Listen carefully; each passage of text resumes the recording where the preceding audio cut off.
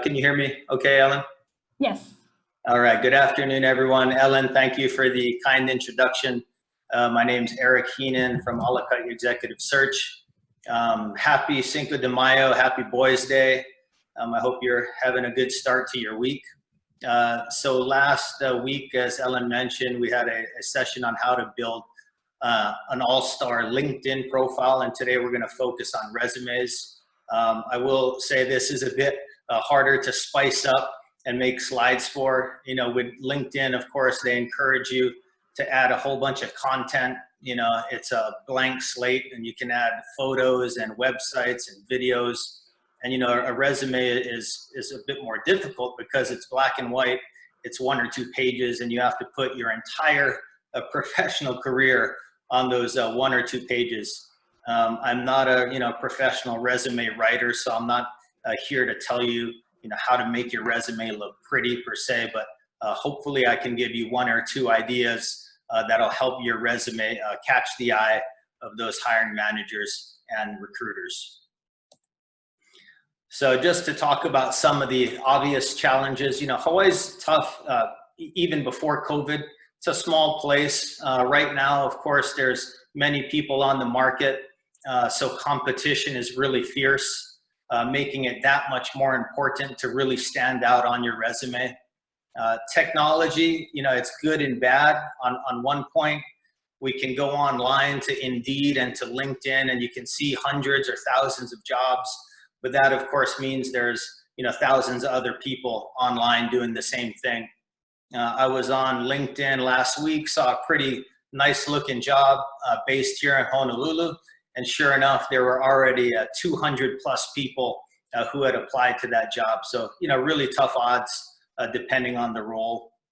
7 seconds is supposedly the average time that a recruiter or a hiring manager will spend screening a resume. It might be more depending on the position.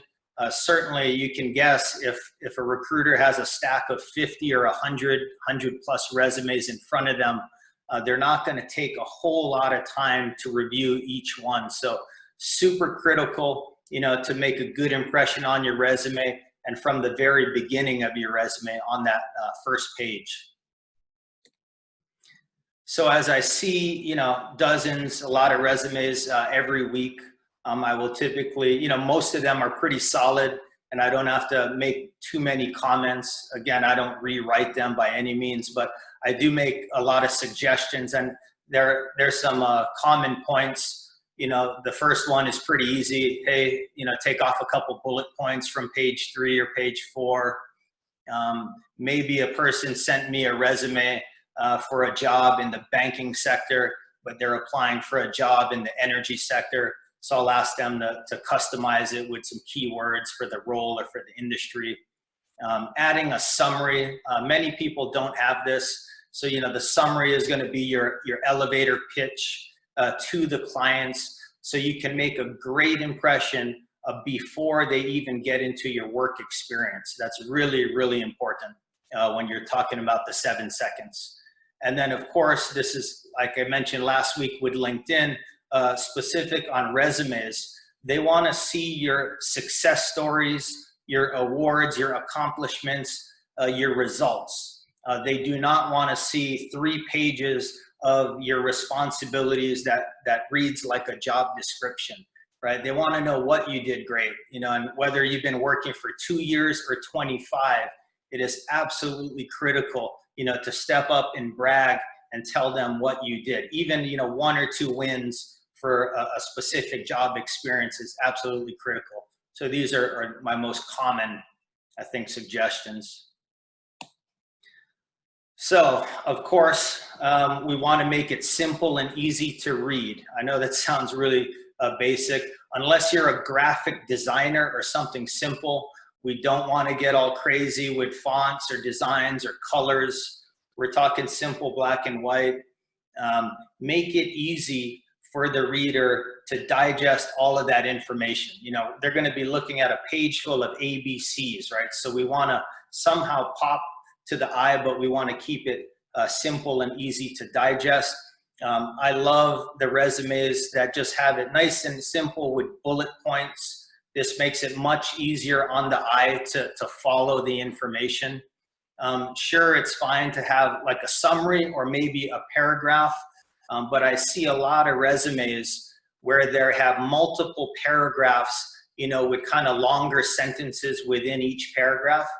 Now, taking you back to the 7 seconds or 10 seconds, the reader might read that first paragraph, but it is going to be highly unlikely that they're going to read multiple paragraphs, especially if they're pretty long. So again, just keep it simple. A lot of companies, especially bigger ones, are using some sort of screening software to help the recruiters sift through all the volume. And I've read that it's actually okay to have some white space, some blank space in between sections. Oftentimes there's just the entire first page or second page, there's just text everywhere. So having a little bit of a space, again, not just for the recruiting software, but for the people as they're reading it, I think is critical. So let's talk about, you know, the length, 1 to 2 pages, plain and simple. Even if you've worked for 30 years, that's great. You've accomplished a lot, but we really need to get it down to 1 page or 2. And most people are pretty good about this. I would say this year, I've placed one person who had a resume more than 2 pages. Last year, 2 people out of a pretty significant number of placements had you know, more than 2 pages. Everybody else is 1 or 2 pages, regardless, you know, even if they're C-level type folks. It's very important, again, to get to the point. That first page is going to be your real critical one. And of course, if you're applying, if a company is hiring for a finance manager, for example, they're looking for people in that role or a similar role today and very recently. So say you were a finance manager in 2005. That's great that you have that skill set, but there's no need to go create like half a page of bullet points on an experience that was from 15 years ago. You know, they want really most recent experience. So again, focus on the last 10 years. If you're earlier in your career, that's fine. If you've worked at a place, certainly for 5+ years, they're gonna expect to see a bit more data from that experience. Also going on the length of the resume, even if you've worked for a long time, 20, 30 years, and you have maybe some short stints, which is, you know, happens. If you worked at a place for over 3 months, I strongly recommend that you put it on the resume, even like 1 bullet point, because I've heard of situations, I've seen it myself in Japan, where companies will terminate people on the spot if they find out they worked somewhere for 4 months, 5 months, and somehow it wasn't on the resume. So, you know, you want to keep it to 1 or 2 pages, but you do actually have to list all those full-time work experiences. Okay, so we know we have a limited time and space, right? So it's very critical that that first page is super important to make that good impression. I will see a lot of resumes, you know, they'll put some keywords and maybe a summary or highlights on the first page, and somehow they'll start their work experience on the second page or at the very bottom of the first page. And so talking on that first page, it's really from halfway up the page and up, right? You want to get all the critical information there. You want to catch the eye of the reader before they get to your work experience. So, you know, of course, if that first work experience should be prominent on the first page, but you want to have some key points before they even get there. The first thing that they're going to see, of course, is your name and contact information. This is your very first chance to make a good impression. I suggest you put your LinkedIn profile URL if you have it, customize it, as we mentioned last week. It takes very little time. And then going to emails. So some folks once in a while will actually put their work email. So of course you don't want that on there. You want to put your personal email. And again, we want to make a good impression. So, no numbers, no nicknames, right? Eric Heenan, 1974 surfer at Gmail is not going to look good. So keep it short. Again, every space is critical. This is pretty easy. Another pet peeve, I've seen different views on the objective statement. I suggest you get rid of it. The company knows you're applying to their company, their specific role. You don't need to tell them that you're interested in the role. Space is critical, so I suggest you remove that. And what they do want to see is, before they get to the work experience, again, is what you can bring to the table. What are your skill sets? It's your very brief elevator pitch that is typically in the form of a summary, right? And you're going to pack that thing with a lot of keywords specific for this job, for the job you're applying for. And how do you do that is you're going to go, of course, to the job description, assuming they have one, and you're going to pick out a half a dozen keywords specific to that function, specific potentially to that industry, and you're going to craft your elevator pitch for them. And they're going to be, they're going to know that you crafted it for that job, for that industry. You might want to call this a summary, an executive summary, highlights, overview. It's up to you, but it is absolutely important to put this there. And I've seen people, more often these days have this instead of objective statements. I like it when candidates string together 2 to 3 sentences, short and sweet. Yes, you could also put in bullet points so it's easy to read. Some folks will put specific skills in like a 1-by-1 on little lists.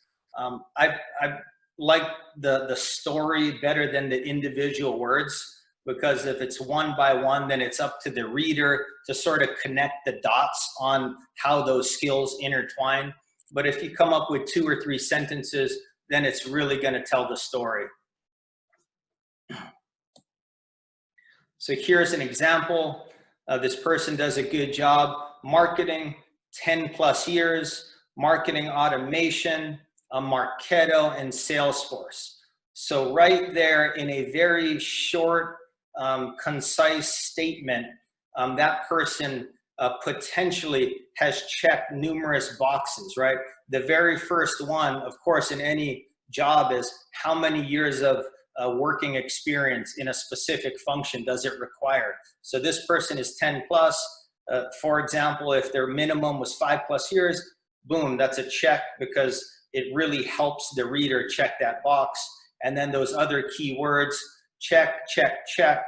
So again, within 2 sentences, that person probably checked 4 boxes out of, I don't know, who knows, it might be 8, it might be 10, but by checking those boxes right at the beginning of a resume, most likely this person is shortlisted for further screening. It doesn't guarantee she's going to get the job or the interview, but having those keywords popping is the way to make an impact statement right at the beginning.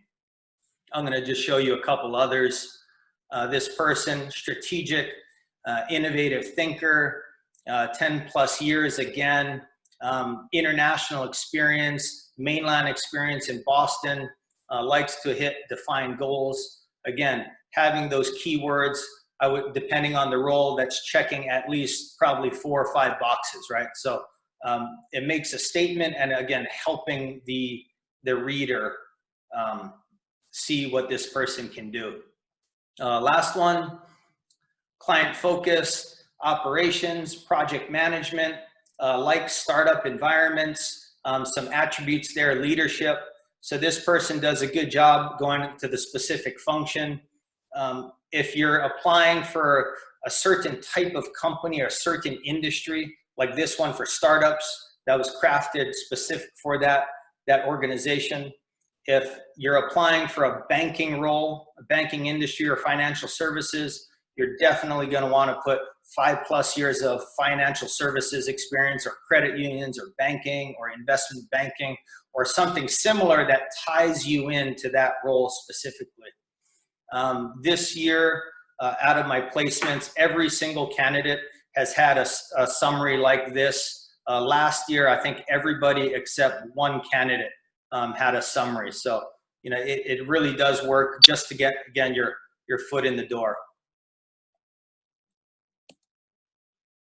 Work experience, nothing of note too much here, except I would encourage folks to bold the company name, the title, the location, and the dates.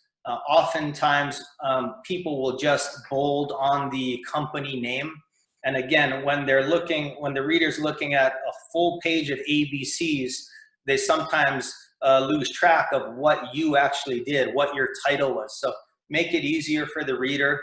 And yes, if you worked in a specific location that's outside of Hawaii, I think it is very important just to give the reader a bit more information. It's a selling point. If you don't work for a household name like Google, I suggest you put a one-liner, brief description of what your company does. The very last thing you want is that hiring manager says, wow, I never heard of that company, and then they just delete it or throw your resume away. So give them some information, tell them about your company. All right, and this goes into, what folks are actually looking for when they get into your work experience, right? So they're looking at a whole page, as I've said, of ABCs, and the numbers, the metrics are going to really stand out to the eye. They're going to pop. These are your success stories, your wins, the things you want to brag about. They don't want to see, I was responsible for this, or was something very generic. They want to see the result and how you impacted the organization. The salespeople typically are the easiest ones in terms of putting their numbers. They either made their number or they didn't.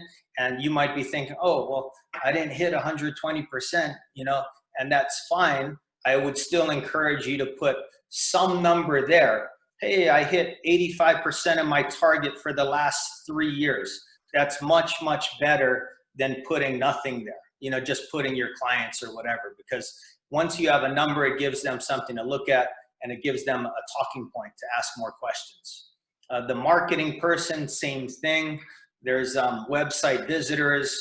You might want to put the number of days, the percentages, project managers, budgets, number of people on the project, maybe a specific technology.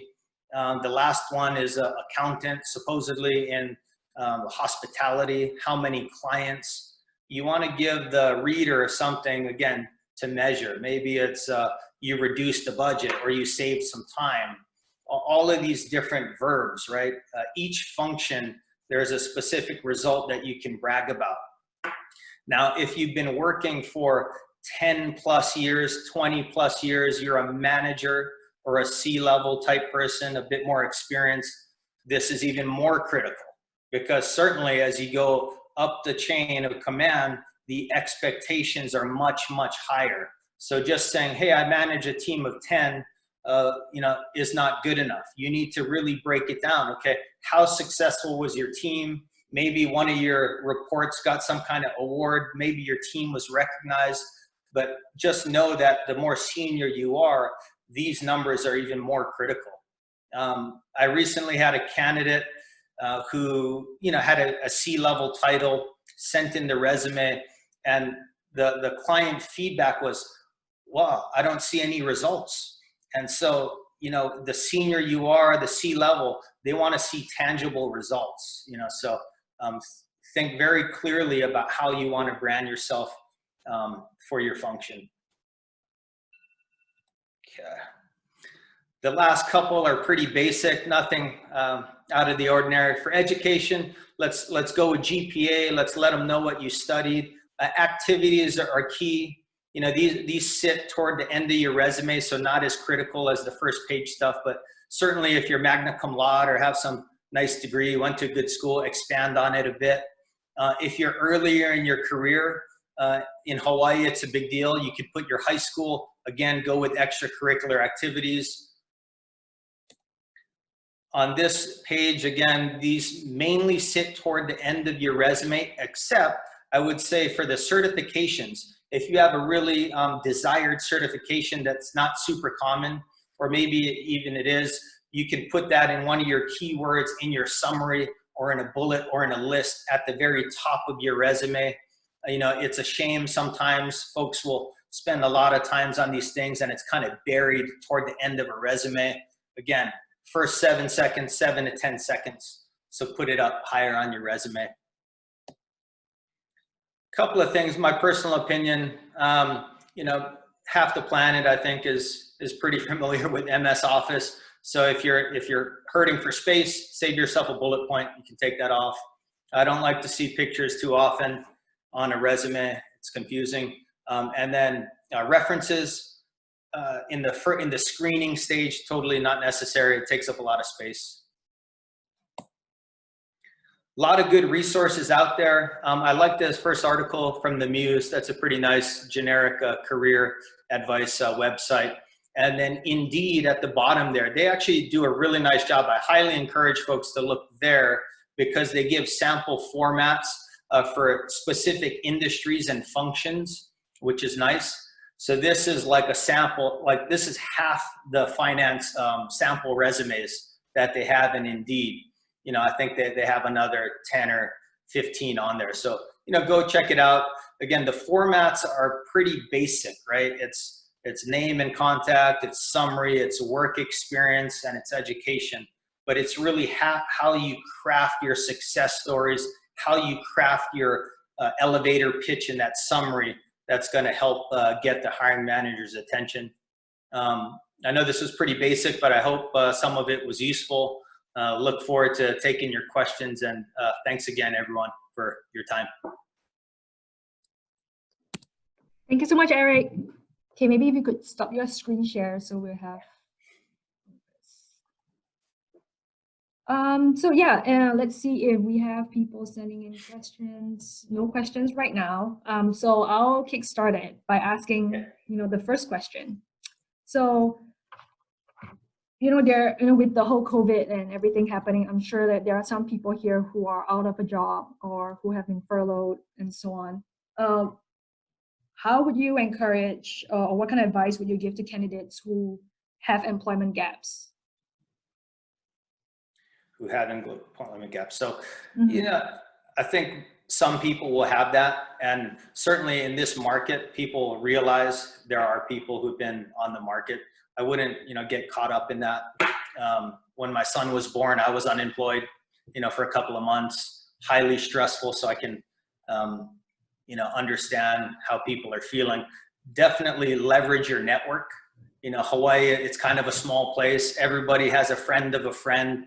This is the time to really reach out to folks. There's a lot of great online resources, even if people are stuck at home. I found that so many people are willing to help, especially if someone comes to me, hey, Eric, I need some advice. I'll get on the phone with them for sure. But there are so many people. I think in Hawaii is special. We're a small town, big city, and we want to help other people. So, just reach out. Having a gap or two on a resume isn't going to be a big deal, especially right now. Great. Okay, so we have a couple of questions that came in. I think two of them actually talking about the same thing. So Yong Che and Sarah, they're both asking, is a summary redundant if you're also submitting a cover letter? Would you consider them two different documents? Right. Unless you're applying for a C-level role, I don't think you need a cover letter. And even these days, from what I've seen, is the paperwork gets quite heavy for the recruiters and for the hiring managers. So the summary, for sure, I think is more valuable than a cover letter. As far as I'm aware, most of my clients, they don't ask for cover letters, and they probably don't really want to see them. I think the summary really sets the tone for who you are. And again, you might spend the time to craft it. That could make a good impression. Whether it's going to be read or not is another story. Great. So Tracy's asking, she says, how long after sending a resume, would it be typical wait time to hear back? Ooh. Hopefully none of my clients are on this one. It really depends on the company. I have clients that'll get back to me within a day. Typical is at least 1 week. And if you're talking about bigger companies, it could be several weeks. Right now, I know because there's a lot of people on the market, it could be definitely several weeks. We had one VP level role, and they just got back to us. I think they made us wait for like 6 weeks. So in this market, things are just a bit different. Things are moving slower. So I suggest you be patient. But again, even in good times, 1 week or more is not unusual. There are certain companies, they're sort of infamous on this island. They'll call candidates like 3-4 months later. But it all depends. Would you actually recommend the candidate to reach out after a certain wait time? Pardon? Would you recommend a candidate to reach out after a certain wait time if they don't hear back on their resume? So it's hard, right? If you applied online, it's a difficult forum because you're wondering who to reach out to, right? And certainly you can call, you can maybe email them. I have candidates calling me all the time if they don't hear back from me, but normally it's a week or 2 weeks. And certainly if they're using recruiters, you can ping them regularly. Yeah. Okay. So Dean is asking, if I have been consulting on a large project close to a year, how would I put that on my resume? Good question, Dean. Nice to see you, buddy. So I think that's great. Like a year-long project, that sounds like one where you can really add some details. So you could maybe put some of the technical parts of it. You could put the budget. You could put how many people are working on it. You could put maybe the goal, and then of course the result. There's going to be multiple results on that project, but those are the types of projects that a hiring manager, recruiter, they want to know a bit more detail. Certainly if it's like a year project or a 2-year project, there's a lot of info that you can share. And of course, it all depends on who the client is or what industry, but I would put more real relevant details than just like general basic things there. Yeah, because hiring companies want to know details about those projects for sure. So I like this question from Michaela. She's asking, do you have any advice for stay-at-home moms who have been out of the traditional workforce? What should they put on their resume? Right. So I think, that you don't really necessarily have to put, hey, stay-at-home mom for 3 years. You could. I think many people, of course, understand, have been in that same scenario. This is a good point to use recruiters or have an inside connection, because some folks are going to say, oh, wow, I don't see any, I see a big gap here. Even more important to have that summary, maybe your last line of your summary, you can say, yes, I took 2, 3, 4 years off to raise my kids. Just make a bit of a note, but there are so many women who take off time and get back into the workforce, right? Many. So I think that's something it's not going to hurt the person too bad. Just explain it. Yeah. Okay. Let's see. Kona is asking, in your experience, do you see jobs posted with a recruiter or staffing agency more than by a company directly? If so, should we use a staffing agency rather than applying directly? So I'm a recruiter, so you can guess what my answer is going to be. But so let's just think, common sense. If you're applying to a massive company, First Hawaiian Bank or Hawaii Pacific Health, they're going to have 100 or 200 or 300 jobs. And they have like 3 or 4 recruiters. So they're balancing. And then for each of those jobs, most likely there's going to be at least a dozen or 2 dozen or 3 dozen people applying. applying, right? So if you're applying to a very large company, I think it's smarter to use either a friend who works there, a friend of a friend, or a recruiter who has a working contract, a working relationship with that company. Certainly in town, there's a lot of other recruiters. Each one maybe has their niche clients. And I know on other recruiting companies, they will post jobs. And I think those are great. So I typically don't post jobs, but these other companies, if they post jobs on their website or on LinkedIn, then typically that's going to mean it's a fresh job. Whereas sometimes on the hiring companies, you might see a job on LinkedIn and it says posted like 1 week ago, but that could be a repost from like last December, right? So you actually really never know. Typically the recruiter, that's the kind of information that we know. That's what we get paid for is, hey, this role is brand new. I love bringing jobs to the market that's not even on a website, right? And often a candidate will say, hey, I don't see a job description. It's not on their website. I said, I know, because it's only me and one other company working on it, and they want to keep it confidential.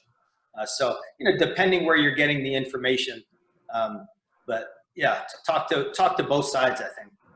So I think on that point, a question I had was when or who should be using a recruiter? You mentioned that if you're looking for jobs in the larger companies, a recruiter might be a good strategy. But what other kinds of candidates with profiles should be looking at recruiters to help them? Do they need significant experience before they reach out to a recruiter, or could it be anyone? Yeah, I mean, recruiters it depends on the specific company, but these days I think Hawaii is a unique market because the recruiters, even executive recruiters like myself, I'll do junior roles as well because I enjoy it. Whereas on the mainland, an executive recruiter at the global firms like Korn Ferry and Spencer Stewart, they only do C-level roles where the salary is like $500,000 or $1 million, right? Anybody, I think, in the Hawaii market is open game to use a recruiter. Obviously, the more senior the person, Peter Ho at Bank of Hawaii is probably not going to call me to help him find a new job, or someone at that level, mainly because of confidentiality, and they don't need to because they're so established. But anyone who's building their career, it never hurts, right? And it's just about sharing information. Whether you decide to apply through them or not is totally up to that person. In Tokyo, we had tens of thousands of recruiters, so we're always fighting, if you will, over the good candidates. And so each, I think, company has their own benefits. Yeah. Great, thank you. So Kona is asking, what are your recommendations for a candidate who has frequent job changes or industry changes? For example, from a director of operations at a nonprofit to a sales manager at a retail store. Right. So you're going to want to craft your summary for your most recent experience and then for the specific job you're going for. And this type of thing, it's really hard in this case specifically. If you just blast your resume to like 20 companies, unless someone is there to help tell the story, it's going to be difficult, right? So the summary will help, but again, having an inside connection, I think is, you might consider, I've seen if there's frequent job changes, some folks will write one bullet on the reason why they left, which I think is at least helpful because it explains it. It's better than at least not having anything there and then the hiring person's wondering the reason. So you could put a one-liner for the reason why. Okay. I hope we answered your question, Kona. Michaela had a follow-up question. She's asking, how can I utilize the other activities section in my resume to highlight skills, abilities, accomplishments from non-employment activities? Such as? Michaela, do you want to explicate on that? Maybe we'll just, while she's writing in, maybe we can do another question first. And so, I'll say, you can put organizations, language skills, volunteer experience. There's all kind of non-work related things that, are relevant just to your overall profile. And if it's toward the end of your resume, I think it's totally fine. Even if it's a personal thing, hey, you do jujitsu or karate or whatever, those kind of outside activities, that's fine to put on the resume. Okay, I think you answered her question. So she's asking about volunteer work from nonprofits, clubs, organizations. Great. Yeah. So Kona has another follow-up question. How do we find out who is the right recruiter to use for a specific field or target company? Right. So I think you just, you call up a couple and you can ask them, so there are certain recruiters that are really good at a specific area. I think in Hawaii, most recruiters do a wide range of industries and functions. In general, like I'll do almost everything except government, for example. And if a candidate calls me and says, hey, I want to go work at Pearl Harbor, I'll say, okay, go call Judy Bishop or somebody else because she'll have an inside track. And we're always, we all kind of know each other. So I'll send, Ben Anchetta at Inkanen will once in a while we'll share information. It's a small town, so we can, if I'm not a specialist at something, maybe I can refer to the other recruiters. Okay. Would it be ethical to use 2 recruiters at the same time for the same job? Yeah. Oh, for the same job? Yeah. So, well, it would be impossible basically because only one recruiter will get credit for the job. So you never want to talk to 2 recruiters about the same job. If a recruiter introduces a position to you, we would be, frustrated if you took that position and told another recruiter and applied to that recruiter. But of course, it's up to you. Some of these positions, most of them are public knowledge. And if you say, but I think it would be nice. I had a case, I think it was about 2 years ago. I shared the information with a candidate and then, they sent me their resume and then I talked to the client and they said, oh, he just sent their resume through another recruiter. And, I was frustrated because I spent like an hour with the guy. And then I also had been working with him on another couple positions. So, it's fine to have multiple recruiters, but, ideally with different jobs. Yeah. Different recruiters for different positions. Okay. Yes. Great. Yeah. I think the question that came in, to summarize, what are the key areas that should be in a resume? So I think you talked about a summary on the top, work experience, education, key skills. Yeah, that's correct. So the basic format is simple. It's the name, the contact info, the summary, keyword, skills, work experience, education, extra activities. That you want to, again, focus on that top half of the first page, that summary or the highlight section, or even the list of skills. That's your branding to the reader, right? So you want to get their attention before the work experience, for sure. So out of all the things, I would say the keywords and the skills, the summary, and then in that first work experience, the most recent one, you've got to populate that with your accomplishments.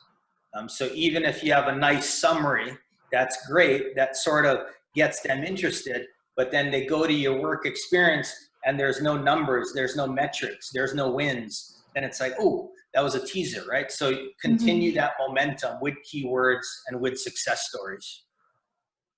Great. I think there are a couple of questions. So if you're applying for a role or position that you have no experience in, how can you appeal to the recruiter? So that's a tough one. If it again depends how much experience you have, depends what kind. Typically companies, unless it's maybe like a junior sales position or a junior role period, if they're hiring for a specific function, a specific role, they want someone who's done the job before. That's just the reality, right? Now you can potentially take a different skill set, maybe a customer service rep in one industry can translate into an account manager in another um, industry, potentially. Again, this is where it helps to really explain it to somebody. You know, if you just send your resume in and your resume says like accountant for 5 years and all of a sudden you're applying to a sales job, it's going to be pretty tough, right? So, you know, also be realistic about what you're applying for. Will you recommend the candidate to use a recruiter in this instance, kind of help you position yourself? Yeah, either that or, you know, I'd also suggest if the company is small enough, you can also potentially reach out to the hiring manager directly, either if they have their information there, or even that's what's great about LinkedIn. You know, it's a small town. And then if you're applying to a digital marketing manager at a certain bank, you could probably find them on LinkedIn. You know, it depends how aggressive you want to be, but you know, hey, if you need a job, you need a job. And sometimes contacting them on directly, you know, will show them how hungry you are. Okay, so I hope everyone heard that.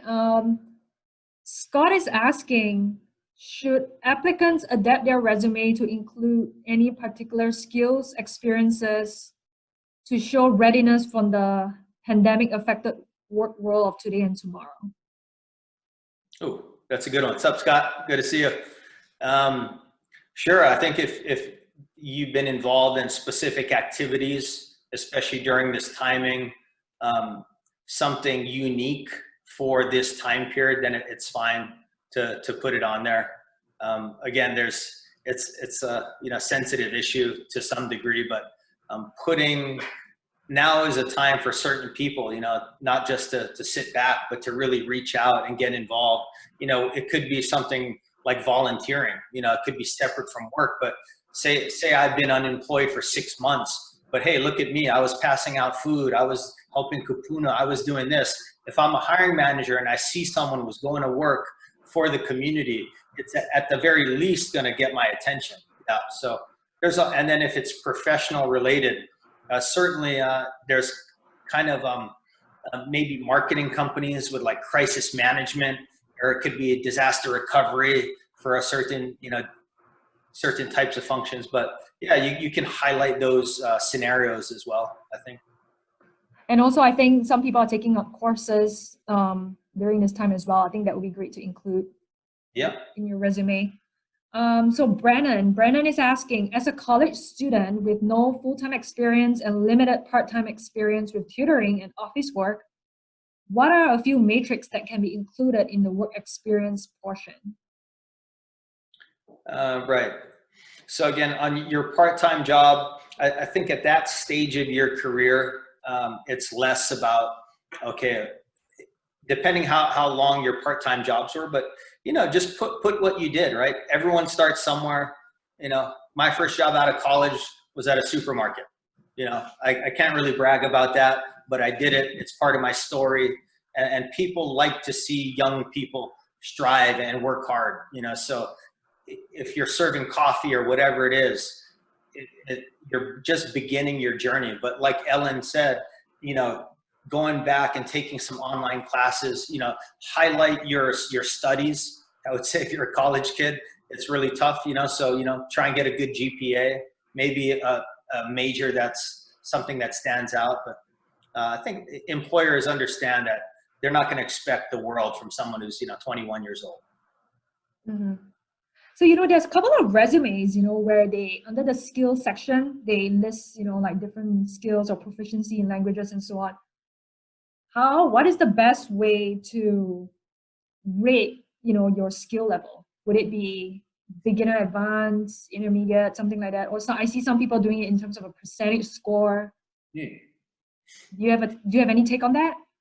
For languages or other skill sets? Other skill sets, for example, like Photoshop, you know, you're not advanced, but I'm 70% proficient. Like, how do you know, is there a best practice for that?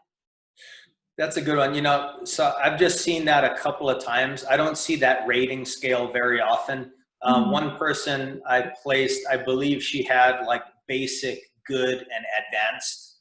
So, you know, she had a handful of things. This was a marketing person. So she had a handful of things were good and then a handful advanced. So, you know, if you're going to rate it, I think keep it simple. right? Okay.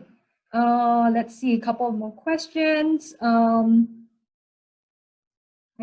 I think one of it was, what is the worst mistake you can make in a resume? Lying. Okay. Absolutely. Tell the truth. This is super important. So all these accomplishments and whatnot, they have to be facts, right? And I know it sounds like, yeah, of course, but you know, that even the dates, right? You know, if you started somewhere January 1st, you know, don't put the year before as the end date or whatever. You just, every single thing has to be truthful. Okay. You'd be surprised how many people don't do that, right? Yeah, totally. All the time. Great. So Kona is asking, if I wanted to use a recruiter, how is a recruiter compensated? Right. So we are compensated by the hiring companies. And again, it depends. Executive recruiters, that's how we're paid, by the companies. Sometimes I heard staffing agencies, sometimes I think might get paid by the candidate. I'm not so sure, because for example, if you're looking for like a part-time waiter job and they send your resume to like 50 restaurants, this is pre-COVID, then for that service, because it's very intensive work, you know, they take a small fee from the candidate. But executive recruiters, yeah, the candidate never has to pay them, as far as I'm aware. Okay, great. So I think we have come to the end of the session today. So thank you so much, Eric, for giving us all this valuable experience, information. We would love for attendees today to actually complete our survey. So if you look through the group chat, we just sent out a link. If you could help us fill it up, we can get people like Eric back again to give us more advice on job hunting and careers.